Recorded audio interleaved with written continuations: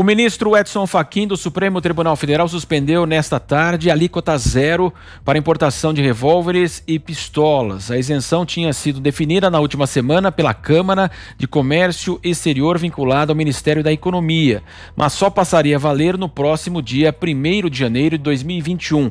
Com a decisão de Fachin, fica mantido o imposto de importação atual, que é de 20% sobre o valor da arma. O ministro do Supremo também determinou que a decisão individual seja submetida à análise do plenário do Supremo, em data a ser ainda definida. A suspensão atende a um pedido do PSB, que contestou o ato do governo em ação apresentada na semana passada.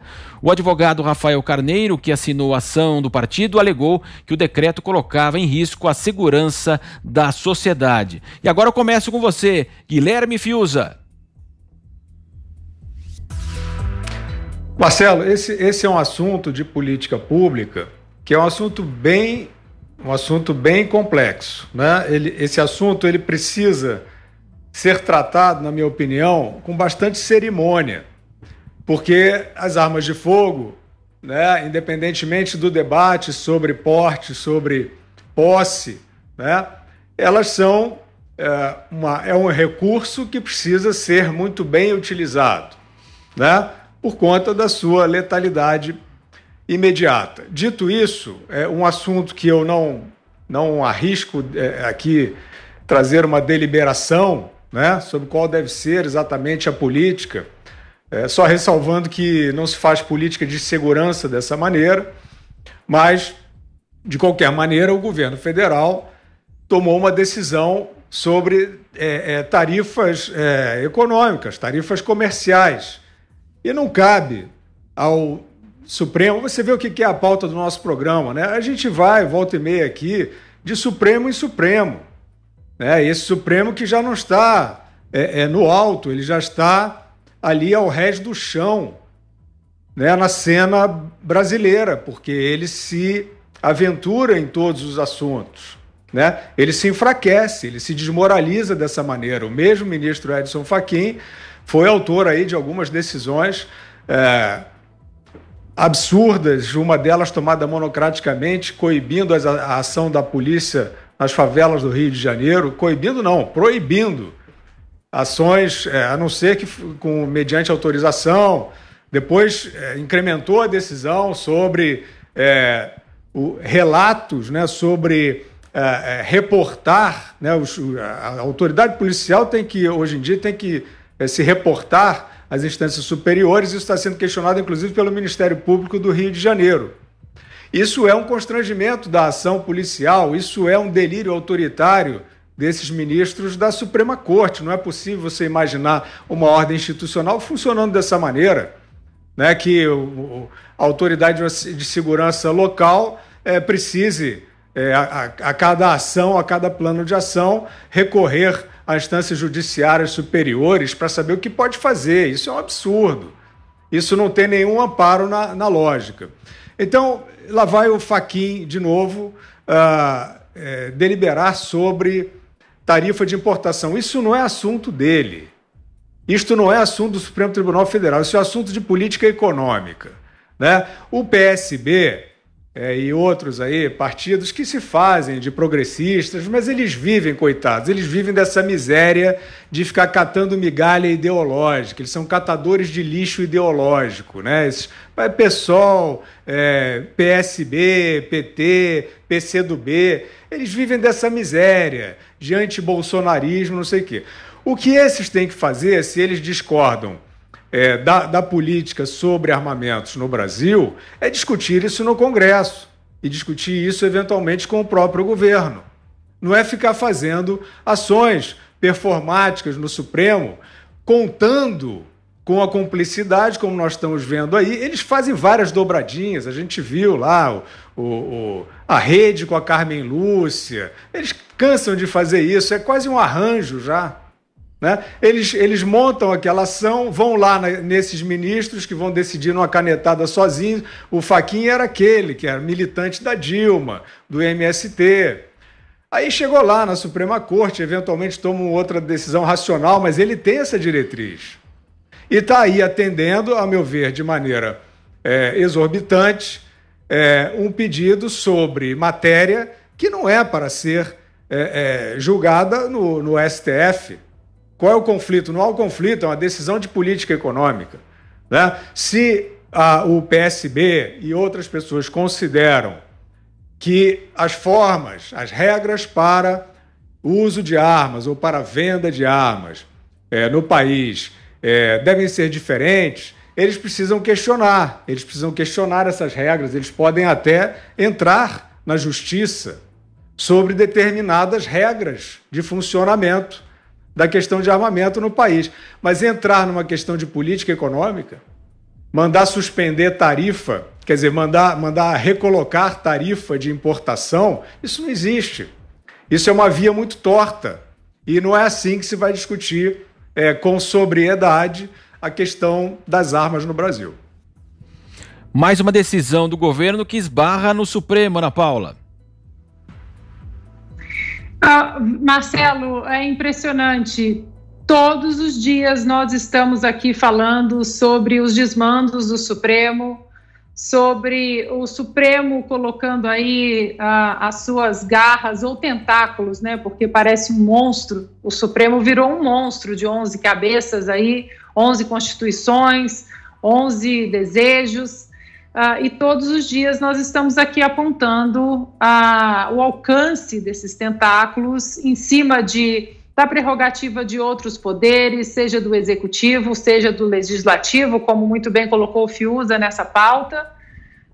E só está faltando, Marcelo, para esses ministros aí do Supremo, só está faltando aqueles pompons de torcida organizada, porque eles agora já vestiram, né, tiraram a toga ou deixaram a toga e colocaram roupas aí de torcida, de militância, e é o que eles mostram, que é apenas, e infelizmente, a corte mais alta aí do Brasil, a corte que todos os brasileiros deveriam respeitar, e a gente vê que entra dia, sai noite, entra noite, sai dia, a hashtag que continua em todas as redes sociais aí, sempre nos trending topics, é STF Vergonha Nacional.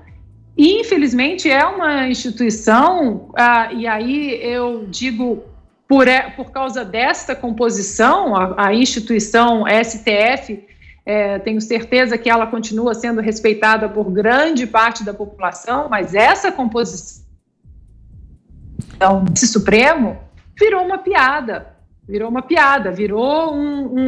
um puxadinho, um braço do MST, um braço do PSOL, só está faltando mesmo o pompom na mão aí, a roupa de torcida, porque a gente só vê isso. Me lembra muito, Marcelo, quando a administração do Donald Trump, em 2017, quando os republicanos aí pegaram a presidência, a Câmara e o Senado, eles passaram, então, uma reforma tributária muito robusta, que colocou reforma tributária de corte de impostos mesmo, voltando aí bastante dinheiro para o bolso do contribuinte, das pequenas empresas, do pequeno empresário, e aí para que esse dinheiro, de alguma forma, voltasse para a economia americana, aqueceu a economia americana, e alguns democratas logo em seguida, e até agora dentro do plano econômico da possível administração aí Joe Biden, que provavelmente vai assumir, muito provavelmente vai assumir no dia 20 de janeiro, eles querem revogar a reforma tributária. Então é aquela história, quem é que não gosta de corte de impostos? Quem é que quer voltar alíquotas? Quem é que quer subir impostos? Quem entra nessa fila aí, Marcelo, não tem nada de concreto e de positivo para a nação, a não ser remar contra o país. E hoje essa composição do STF é um time que rema contra o país. E você, José Maria, como é que você avalia esse conflito entre os poderes? Pois é realmente aí que está o erro, né? A medida adotada pelo presidente Jair Bolsonaro está longe de ser unanimidade por aqui. Não há unanimidade nesse assunto. E isso não tem nada a ver na história de ser ou não ser armamentista. Mas aí entra uma questão econômica muito importante. O Brasil produz material de defesa, produz sim, e internamente exporta. Movimenta ali próximo de 5% do PIB, de 4% a 5% do PIB. E mais de 1 milhão de empregos diretos e indiretos.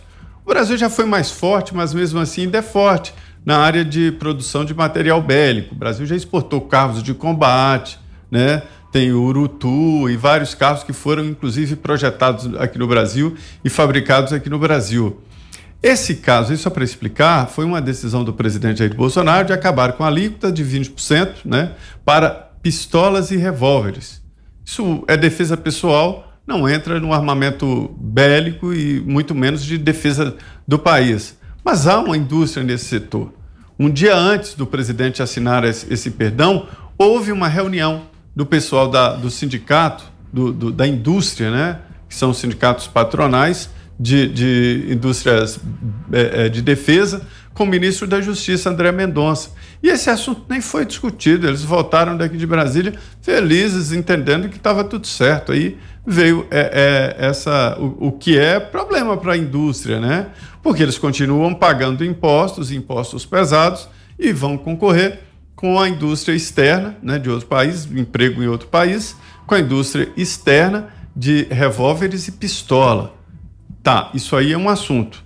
Repercutiu ali, dividiu o Congresso Nacional, até aliados do presidente que defendem a posse de armas entenderam que não é a mesma coisa, de que aí já se trata de um movimento econômico, né, de proteção à indústria nacional. É isso, então não tem dúvida.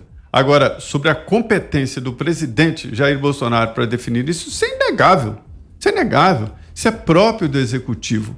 Isso é uma questão econômica. Se ele, junto com a equipe econômica, entenderam de que é possível abrir mãos deste imposto para tornar pistolas e revólveres mais acessíveis aqui, isso é uma decisão do presidente. E devo dizer que o presidente Jair Bolsonaro, esse governo, foi eleito com esse debate. Foi um debate enfrentado durante a campanha eleitoral. Foi quase um plebiscito, porque tentaram usar isso contra ele, dizendo, ele quer liberar, e isso acabou até ajudando, para se ter uma ideia. Então, isso claramente foi debatido durante a campanha eleitoral. O que me impressiona é o seguinte, vocês falaram aí, Ana e Fiuza, perfeitamente sobre as competências do Supremo Tribunal Federal. Na verdade, eu acho que, Ana, não são 11 cabeças, são 14 cabeças, porque existe uma cabeça de cada ministro, definindo o que é e o que pretende o Supremo, a primeira turma, a segunda turma e o plenário, para se ter uma ideia. Então, assim, cada ministro decide de um jeito, uma turma decide de outro jeito, a segunda turma que é completamente diferente, o plenário completamente diferente. Isso provoca insegurança jurídica. Isto é insegurança jurídica. O Supremo foi idealizado para ser um órgão de controle constitucional e um órgão colegiado. Se fosse para ser cheio de liminares e decisões pessoais, não precisava o plenário. Bastava um ministro ou dois que decidia. Mas a ideia do Supremo é a decisão colegiada. E aí eu gostaria que as decisões do Supremo fossem assim, com base no artigo tal, a linha tal, parágrafo tal, é isso.